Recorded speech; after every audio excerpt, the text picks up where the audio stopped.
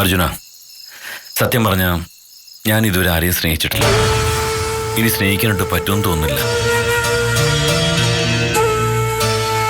പക്ഷേ എന്നെ സ്നേഹിച്ചിട്ടുണ്ട്. അമ്മ, അംബിക, കുട്ടി, അങ്ങനെ ഒരുപാട് പേര്. നേരെ തിരിച്ച എൻ്റെ അനുഭവം. ഞാൻ എല്ലാവരെയും സ്നേഹിച്ചു. എൻ്റെ ചേച്ചി ഒഴിച്ച് ബാക്കി ആരും എന്നെ സ്നേഹിച്ചിട്ടില്ല. മൈന എനിക്ക് എൻ്റെ ജീവനായിരുന്നു. പക്ഷേ അവള് പുഴുത്ത പട്ടിയെ പോലെ എന്നെ വലിച്ചെറിഞ്ഞു. പിന്നെ സ്നേഹം തേടിയ ഒരു പോക്കായിരുന്നു ഞാൻ. പലരും സ്നേഹം തന്നു, സ്ഥിരമായിട്ടല്ലെന്ന് മാത്രം. ഇനി എനിക്കൊരാളെ വേണം സ്ഥിരമായിട്ട് സ്നേഹിക്കാൻ. എനിക്കൊന്നും വേണ്ട. ഒരു പ്രാർത്ഥനയുള്ളൂ. അമ്പയുടെ കുഞ്ഞിന്, എൻ്റെ മോക്കൊന്നും സംഭവിക്കാതിരുന്നാ മതി. അവള് ജീവനോടുണ്ടായിരുന്നാ മതി.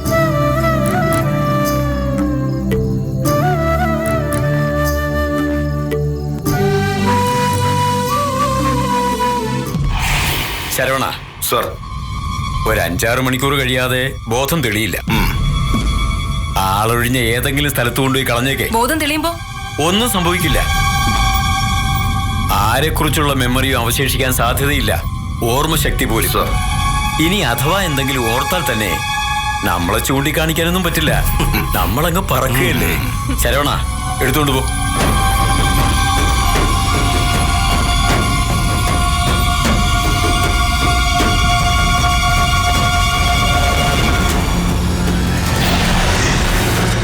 ഇതെന്തിനാണെന്ന് അറിയോ സുഗന്ധി?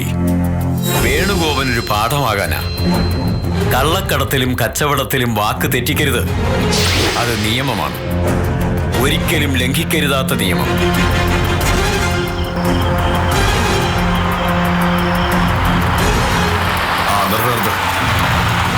ഇവിടെ തട്ടിക്കളയാം.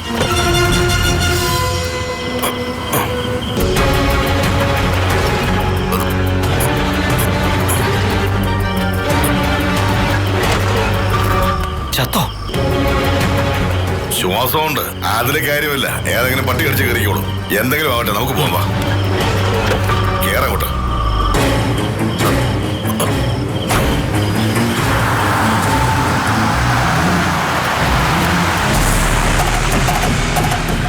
എവിടെ നോക്കിയാ വണ്ടി ഓടിക്കുന്നത്? എടുത്ത് മാറ്റാ.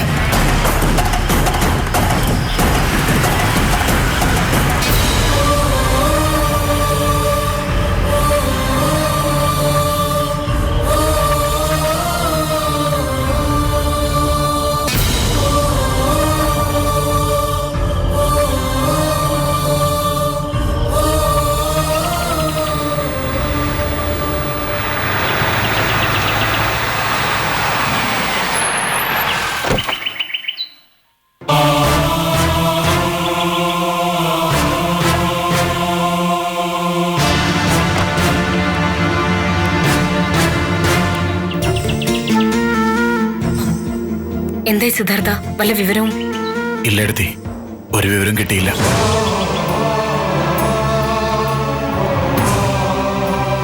സ്കൂളിൽ നിന്നാണോ മിസ്സായത്? സ്കൂൾ വിട്ട ശേഷം. എടുത്തി, കുട്ടി തനിയെ പോയതല്ല. ആരോ മനഃപൂർവ്വം കിഡ്നാപ്പ് ചെയ്തതാ. മനഃപൂർവ്വം ഒളിപ്പിച്ചിരിക്കുന്നതുകൊണ്ടാ പോലീസിന് പോലും കണ്ടുപിടിക്കാൻ പറ്റാത്തത്. നോക്കാത്തതോ അന്വേഷിക്കാത്തോ ആയിട്ടുള്ള ഒരു സ്ഥലവും ഇല്ല. രാത്രി മുഴുവൻ അലഞ്ഞു. രാത്രി വരില്ലെങ്കിൽ ഒന്ന് വിളിച്ചു പറഞ്ഞൂടെ സിധുന്? പറ്റിയില്ല. അത് ചിന്തിച്ചില്ല എന്നുള്ളതാ സത്യം.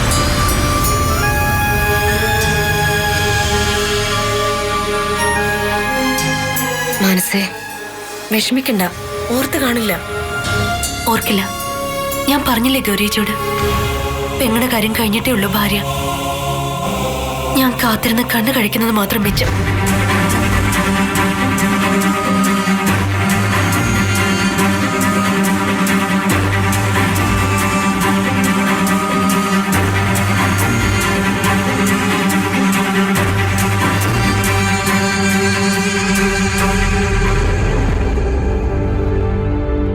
ചിന്തിക്കില്ല. വീട്ടിലിരിക്കുന്നവരെ കുറിച്ച് ഓർമ്മിക്കില്ല. രാത്രി മുഴുവൻ ഉറങ്ങാതെ കാത്തിരിക്കായിരുന്നു ഞാൻ. ഇപ്പൊ ഒരു എന്ന് വിചാരിച്ച്. മനഃപൂർവ്വം വരാത്തതല്ല, അലച്ചിലായിരുന്നു മനസ്സേ. പോലീസ് സ്റ്റേഷനില്, തെരുവില്, വീട്ടിലൊക്കെ ആയിട്ട്. ആയിക്കോട്ടെ, ഒന്ന് വിളിച്ചു പറഞ്ഞാ എനിക്ക് മനസ്സമാധാനമാവില്ലേ? കുഞ്ഞിനെ തേടി നടക്കുന്നതിനിടയിൽ അങ്ങനെ ഒരു കാര്യം ആലോചിച്ചില്ല. അപ്പൊ മറ്റെന്തെങ്കിലും പ്രയാസങ്ങൾ ഉണ്ടായാ എന്റെ കാര്യം മറക്കുമല്ലേ? അങ്ങനെയൊന്നും ചിന്തിക്കണ്ട. നിന്നെ മറക്കുന്ന ഒരാളല്ല ഞാൻ, അതറിയില്ലേ? അങ്ങനെ പറഞ്ഞ കാര്യം തീർന്നല്ലോ. വരാൻ താമസിച്ചപ്പോ വിളിച്ചു പറയാത്തത് തെറ്റ് തന്നെയാ. അതെ, തെറ്റാ. എന്റെ തെറ്റ് ഞാൻ സമ്മതിക്കുന്നു. തിരിച്ച് ഞാനൊന്ന് ചോദിക്കട്ടെ, വരാൻ വൈകി എനിക്ക് എന്തെങ്കിലും അപകടം സംഭവിച്ചതായിരുന്നെങ്കിലോ? ഫോൺ ചെയ്യാൻ പറ്റാത്തൊരവസ്ഥയിലായിരുന്നു ഞാനെങ്കിലോ? ഭർത്താവ് ഫോൺ ചെയ്തില്ലെങ്കിൽ അയാൾക്ക് എന്താ സംഭവിച്ചെന്നറിയാൻ ഒന്ന് അങ്ങോട്ട് വിളിച്ചൂടെ? നിന്റെ കയ്യിലിരിക്കുന്ന ഒരു സെൽഫോൺ തന്നെയല്ലേ? എന്താ ചത്തോ ജീവിച്ചിരിപ്പുണ്ടോന്നൊന്ന് അന്വേഷിക്കാത്തത്? വീട്ടിൽ നിന്ന് പോകുന്നവർ ഇങ്ങോട്ടല്ലേ വിളിക്കേണ്ടത്? എന്നാരാ പറഞ്ഞേ? ആരുണ്ടാക്കിയ നിയമം അത്? പരസ്പരം വിശ്വാസവും സ്നേഹവും ഉണ്ടെങ്കിൽ ആർക്കും വിളിച്ച് ചോദിക്കാം. പക്ഷേ നീ അതല്ല ചെയ്തത്. വരുമോ നോക്കട്ടെ, വരില്ലെങ്കിൽ വിളിച്ചു പറയോ നോക്കട്ടെ. ഇതിനൊക്കെ വേണ്ടി കാത്തിരുന്നു, അതല്ലേ സത്യം?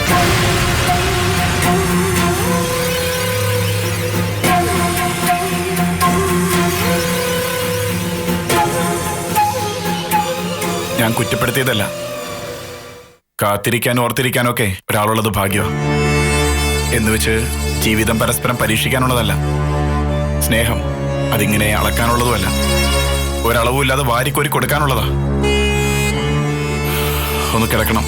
ശരീരത്തിനല്ല, മനസ്സിനാ ക്ഷീണം.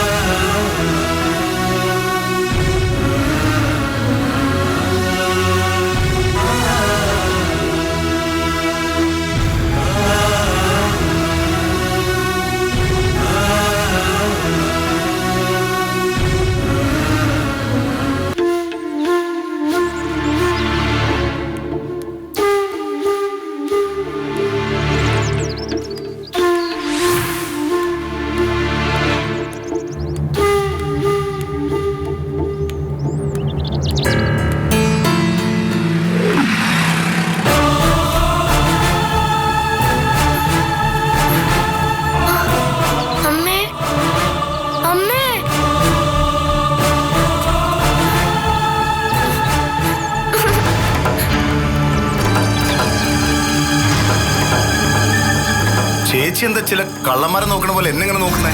ഇതിലും വലിയൊരു കള്ളനുള്ള കായകുളം കുറ്റുണ്ണിയാ. അയാളെ ഞങ്ങൾ ആരും കണ്ടിട്ടില്ല. അതിലും വലിയൊരു കള്ളനെ ഞാൻ ചെറുപ്പം മുതൽ കണ്ടോണ്ടിരിക്കുക. താടി നീട്ടി കാഷായം എടുത്ത ഒരു പെരും കള്ളനെ. ഇനിയിപ്പോ തുടങ്ങിക്കോ രണ്ടാളും കൂടെ. മുത്തശ്ശൻ വെറുതെ എന്നെ ചൊറിയാൻ വന്നിട്ടല്ലേ? വെറുതെ ഒന്നുമല്ല, നിന്റെ ഉള്ളിൽ കള്ളത്തരമുണ്ടെന്ന് എനിക്കറിയാം. എന്തറിയാന്നാ? ഞാൻ പറയാം. മൈനയെ തട്ടിക്കൊണ്ടുപോയത് ഇവനാ. ഇപ്പൊ ആ കൊച്ചിനെ കാണാനില്ലെന്ന് പറഞ്ഞില്ലേ, അത് കൊണ്ടുപോയത് ഇവൻ തന്നെയായിരിക്കും. ഹഴി എന്നും നാക്കത്ത് ഗുളികരിക്കുമ്പോ എന്തെങ്കിലും പറഞ്ഞോളൂ. ഈ കാരണം എന്നെങ്കിലും ഞാൻ അകത്ത് പോയാൽ അത് കൊലപാതകത്തിനായിരിക്കും. നോക്കിക്കോ, സ്വന്തം കൊച്ചുമോനെ തള്ളിപ്പറയുന്ന മുത്തശ്ശനെ കൊന്നാലേ കോടതി വരെ സന്തോഷിക്കും. അതവിടെ നിക്കട്ടെ. മുത്തശ്ശൻ പറഞ്ഞതില് എന്തേലും വാസ്തവമുണ്ടോ? ഇല്ല, പച്ചക്കള്ളോ. ആദ്യം നീ എന്റെ അടുത്ത് 1.5 ലക്ഷം രൂപ ചോദിച്ചു. പിന്നെ അത് വേണ്ടാന്ന് പറയാൻ എന്താ കാരണം? അതിന്റെ ആവശ്യം വന്നില്ല. വരില്ല. പെണ്ണിന് പകരം കുട്ടിയെ കൊണ്ട് കൊടുക്കാന്ന് പറഞ്ഞപ്പോ കാശ് വേണ്ടാന്ന് അവര് പറഞ്ഞു. ചേച്ചി, ഈ മനുഷ്യനോട് മിണ്ടായിരിക്കാൻ പറഞ്ഞില്ലെങ്കിലേ ഞാൻ വല്ല കടുങ്കയും ചെയ്തു. അർജുന, ഇത്തരം എന്തെങ്കിലും കാര്യങ്ങളിൽ പങ്കുണ്ടെങ്കിൽ അത് നിർത്തിയേക്കണം. ഇനി കൂലി തല്ലും പലിശ പണിയൊന്നും നമുക്ക് വേണ്ട. അതൊക്കെ നിർത്തണമെങ്കിൽ ഇവൻ മരിക്കണം. അതൊന്നുമല്ല, മാറണം. മാറിയേ തീരൂ. നിനക്ക് വേണ്ടി നല്ലൊരു ജോലിക്ക് ശ്രമിക്കുന്നുണ്ട് ഞാൻ. നിന്ന് കിളിക്കുന്ന എന്തിനാ? ഒന്നുമില്ല, 10ാം ക്ലാസ് തോറ്റവന് കിട്ടാവുന്ന ജോലിയെ കുറിച്ച് ഓർത്ത് ചിരിച്ചു പോയതാ. പക്ഷെ എന്തൊരു കഷ്ടം അത്. എനിക്ക് മജിസ്ട്രേറ്റ് ഉദ്യോഗം ഒന്നും വേണ്ട. എന്തെങ്കിലും ഒരു ജോലി ഉണ്ടെങ്കിലേ മുത്തശ്ശ കല്യാണം ആലോചിക്കാൻ പറ്റൂ. ആദ്യം പോലീസ് കേസൊക്കെ തീരട്ടെ, അതല്ലേ നല്ലത്. ഇപ്പൊ പറഞ്ഞത് കാര്യമായിട്ടാ. എല്ലാം അവസാനിപ്പിച്ചാലും പോലീസുകാരനൊരു കണ്ണുണ്ട്, ഇല്ലേ?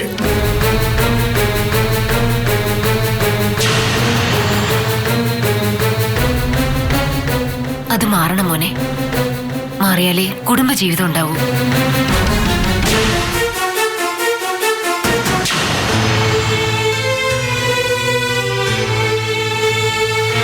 സാർ കോട്ടയം ഇന്റർനാഷണലിൽ നിന്നാണ് എനിക്ക് കോൾ വന്നത്. അല്ലാതെ പേഴ്സണൽ ഫോണിൽ നിന്നല്ല. അല്ല സാർ, ഞാൻ ഡയറക്ടർ നോക്കി, അത് കോട്ടയം ഇന്റർനാഷണൽ നമ്പർ തന്നെയാ.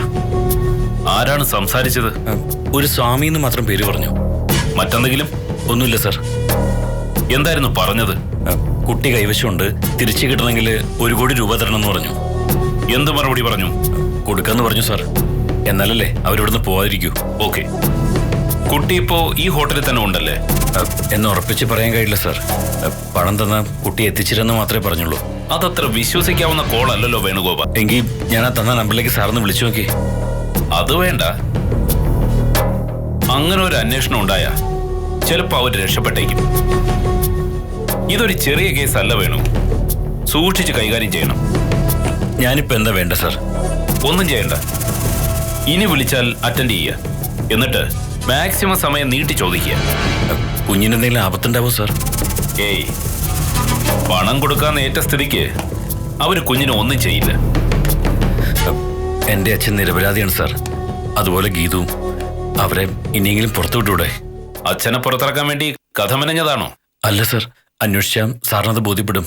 ശരി, ഞാനൊന്ന് ആലോചിക്കട്ടെ. അച്ഛന്റെ കാര്യം? അതാണ് ആലോചിക്കട്ടെ എന്ന് പറഞ്ഞത്. സാർ, കുട്ടിക്ക് ആപത്തൊന്നും വരാതെ നോക്കണം. അതിന് കുട്ടി എവിടെ ഉണ്ടെന്ന് അവര് പറഞ്ഞില്ലല്ലോ. അന്വേഷിക്കട്ടെ.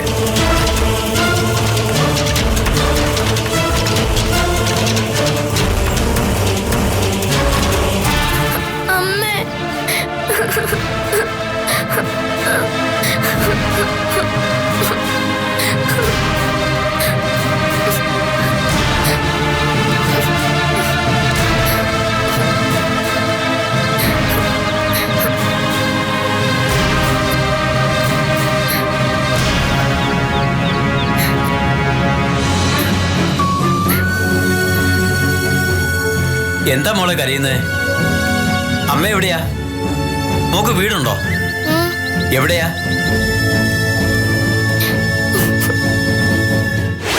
സർ, ഗോപിക എന്ന 6 വയസ്സുകാരിയാണ് മിസ്സിംഗ് ആയത്. എന്റെ സ്റ്റേഷൻ അതിർത്തി തന്നെ ഇത് 3ാമത്തെ കുട്ടിയാ. ഈ കുട്ടികളെ കുറിച്ചൊക്കെ അന്വേഷിച്ചിട്ട് യാതൊരു വിവരവും കിട്ടുന്നില്ല എന്നുള്ളതാണ് അതിശയം. അതിശയമല്ല നന്ദകുമാർ, ഇത് നമ്മൾ പ്രതീക്ഷിക്കണം. അന്യ സംസ്ഥാനങ്ങളിൽ നടന്നുകൊണ്ടിരുന്ന ഈ കച്ചവടം മുമ്പും നമ്മൾ കേട്ടിട്ടുള്ളതാണ്. ഈ ബാലവേലയ്ക്ക് കടിഞ്ഞാണിടുന്നതിന് മുമ്പ് തമിഴ്നാട്ടിൽ നിന്നും ഇഷ്ടം പോലെ 10ഉം 12ഉം വയസ്സായ കുട്ടികൾ കേരളത്തിലേക്ക് കടത്തപ്പെടുന്നുണ്ടായിരുന്നു. അവരെ നമ്മുടെ നാട്ടിലെ സമ്പന്നർ വാങ്ങിച്ച് വേലയ്ക്ക് നിർത്തിയിട്ടുണ്ട്. സമാനമായ സംഭവം കേരളത്തിൽ നിന്നും പുറത്തേക്ക് ഉണ്ടായിക്കൂടെ? ഇതൊക്കെ കൃത്യമായ പ്ലാനിങ്ങിലായതുകൊണ്ടാണ് ഒന്നും പിടിക്കപ്പെടാത്തത്. താൻ നെറ്റിലൊന്ന് സെർച്ച് ചെയ്ത് നോക്ക്. 2ഉം 3ഉം വയസ്സുള്ള കുട്ടികൾ വരെ മിസ്സിംഗ് ആവുന്നുണ്ട്. ഇവിടെ നമുക്ക് എന്ത് ചെയ്യാൻ കഴിയും എന്നുള്ളതാണ് പ്രസക്തം. ഇവിടെ നിന്ന് എന്തായാലും എയർ വഴി കുട്ടികളെ കടത്തിക്കൊണ്ട് പോവില്ല. അതിന് പാസ്പോർട്ടും വിസയൊക്കെ വേണമല്ലോ. റോഡ് വഴി അല്ലെങ്കിൽ റെയിൽ വഴി. റെയിൽവേ വിട്ടേക്കൂ. സമൂഹത്തോടെ അല്ലാതെ കൊണ്ടുപോകുന്ന കുട്ടികളെ ട്രെയിനിൽ കയറ്റില്ല. റോഡ് വഴി സ്വകാര്യ വാഹനത്തിലായിരിക്കും കൊണ്ടുപോകുന്നത്. അതിന് ഇവിടെ നിന്നും ശക്തമായ സപ്പോർട്ടുകൾ ഉണ്ടാവും. അത്തരം ബന്ധമുണ്ടെന്ന് സംശയിച്ചാണ് അരവിന്ദാഷിനെ ഗീതുവിനെ അറസ്റ്റ് ചെയ്തത്. പക്ഷേ അവരല്ല അത് ചെയ്തത്. അതിനുള്ള ബാക്ക്ഗ്രൗണ്ടും അവർക്കില്ല. അറസ്റ്റ് ചെയ്ത് ഒരുപാട് ദിവസം ലോക്കപ്പിൽ സൂക്ഷിക്കാൻ പറ്റില്ല. അവരല്ലെന്ന് ഉറപ്പുണ്ടെങ്കിൽ ജാമ്യം കൊടുത്തു വിട്. പിന്നെ ഒരു സൂചന കിട്ടിയിരിക്കുന്നത് ഒരു സ്വാമി എന്ന് വിളിക്കുന്ന സ്വാമിനാഥനെ കുറിച്ചാണ്. ഈ അരവിന്ദാക്ഷന്റെ മകൻ, അതായത് തട്ടിക്കൊണ്ടുപോകപ്പെട്ട കുട്ടിയുടെ പിതാവ് വേണുഗോപനാണ് ഇൻഫോമർ. അയാളെ സ്വാമിനാഥൻ ഫോണിൽ വിളിച്ചിരുന്നു. കുട്ടിയെ വിട്ടുകിട്ടാൻ 1 കോടി രൂപ ആവശ്യപ്പെട്ടിരുന്നു എന്നാണ് അറിയുന്നത്. പൂർണ്ണമായും അത് മുഖവിലേക്ക് എടുക്കണ്ട സർ. അച്ഛനെ രക്ഷിക്കാൻ വേണ്ടി പറഞ്ഞ ഒരു കളവാകാനും മതി. പറയാൻ പറ്റില്ല നന്ദകുമാർ, ചിലപ്പോ സത്യമാണെങ്കിലോ. എവിടെയാണ് ഹോൾട്ട് ചെയ്തിരിക്കുന്നത്? Hotel international. ഒന്ന് അന്വേഷിക്കൂ ഉടനെ സർ. ഇൻഫർമേഷൻ സത്യമാണെങ്കിൽ ഈ വേണുഗോപനെ വെച്ച് നമുക്കൊരു മാസ്റ്റർ പ്ലാൻ തയ്യാറാക്കാം സർ.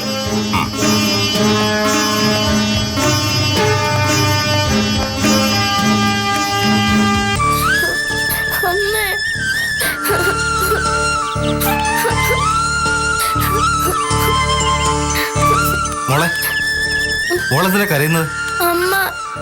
അമ്മയെ കാണണോ? വാ, ഞങ്ങൾ കാണിച്ചു തരാം.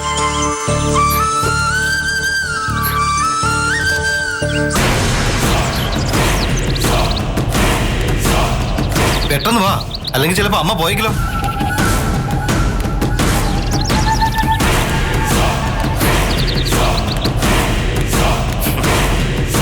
അമ്മ ഇപ്പൊ വരും.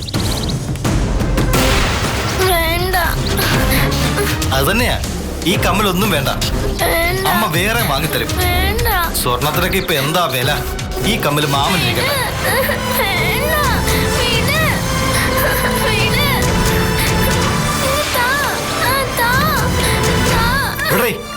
അടിച്ച് കൊല്ലണ്ടേക്ക് പോയിക്കോണം.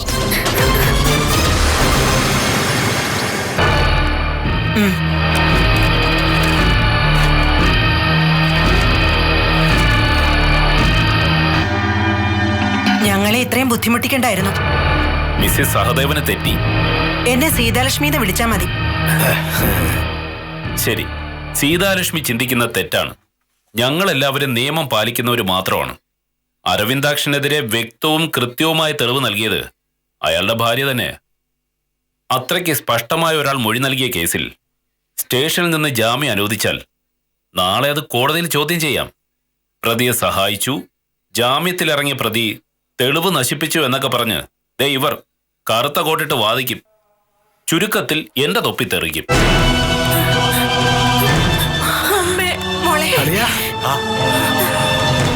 അളിയ ഇതോടെ തീർന്നു എന്നാ ഞാൻ വിചാരിച്ചത്. ജാമ്യം കിട്ടിയല്ലേ? കിട്ടിയളിയാ, എന്തിനും ഞങ്ങൾ കൂടെ ഉണ്ടളിയാ. നിന്നെ ഉപദ്രവിച്ചോ അവരെ? പോലീസ് സ്റ്റേഷനിൽ പിടിച്ചുകൊണ്ടുവരുന്നവരെ മുഴുവൻ ടോർച്ചർ ചെയ്യാറില്ല സീതാലക്ഷ്മി. അതൊക്കെ നിങ്ങളുടെ തെറ്റായ ധാരണയാ. എന്നുവെച്ച് അടി കൊടുക്കാറില്ലെന്നല്ല, ചില കുറ്റവാളികളെ കണ്ടാൽ തന്നെ പോലീസിന് അറിയാം.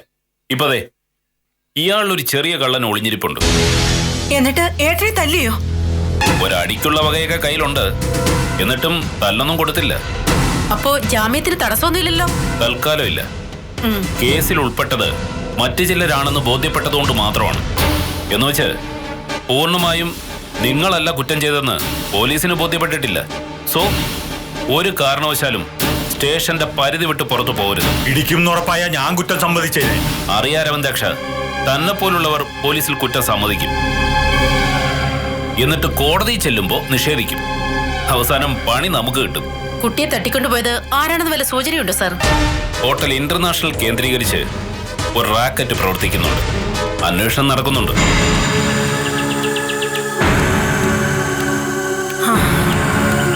ആ, മോളിനി അങ്കിളിന്റെ വീട്ടിലേക്ക് പോകുന്നുണ്ടോ? അവിടെ പ്രശ്നമാണെങ്കിൽ പോണ്ട.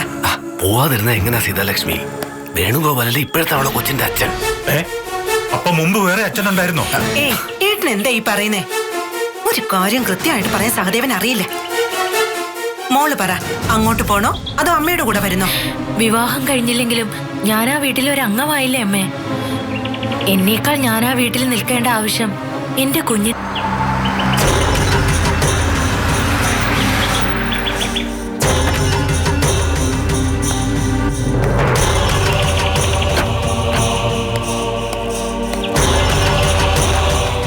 അച്ഛാ, ഞാൻ ജാമ്യം എടുക്കാൻ വന്നായിരുന്നു.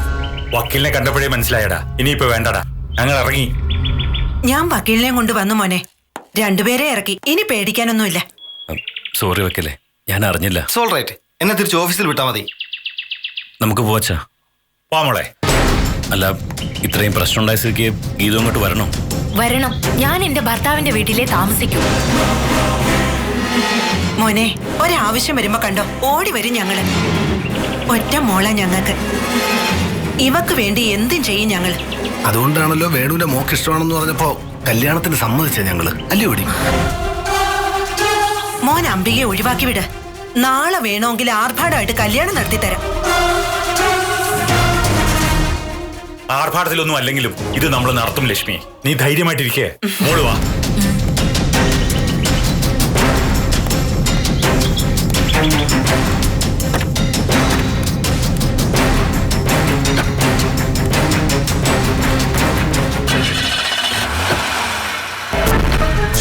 ഇതെങ്ങനെയെങ്കിലും നടത്തിയെടുക്കണം അല്ലേ സഹദേവ? നടത്തിയില്ലെങ്കിൽ മാനം പോവില്ലേ? അതെന്താ, എന്തെങ്കിലും പ്രശ്നമുണ്ടോ? ഏയ്, ഒന്നുമില്ല. ഇയാള് ചുമ്മാ വട്ടു പറയുന്നതാ. എന്നാ ഇറങ്ങിയാലോ?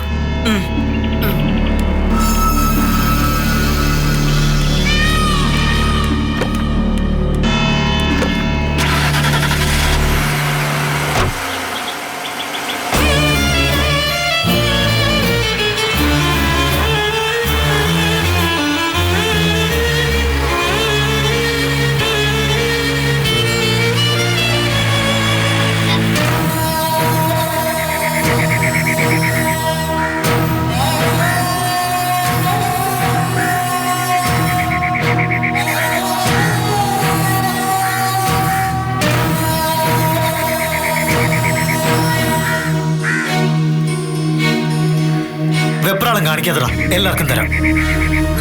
തെണ്ടികളാണെങ്കിലും അകത്തിരിക്കുന്നവരെക്കാൾ ഡീസന്റ് ആയിരിക്കണം നമ്മള്. മഞ്ജു, അതിലെന്തെങ്കിലും ഉണ്ടോ നോക്ക്.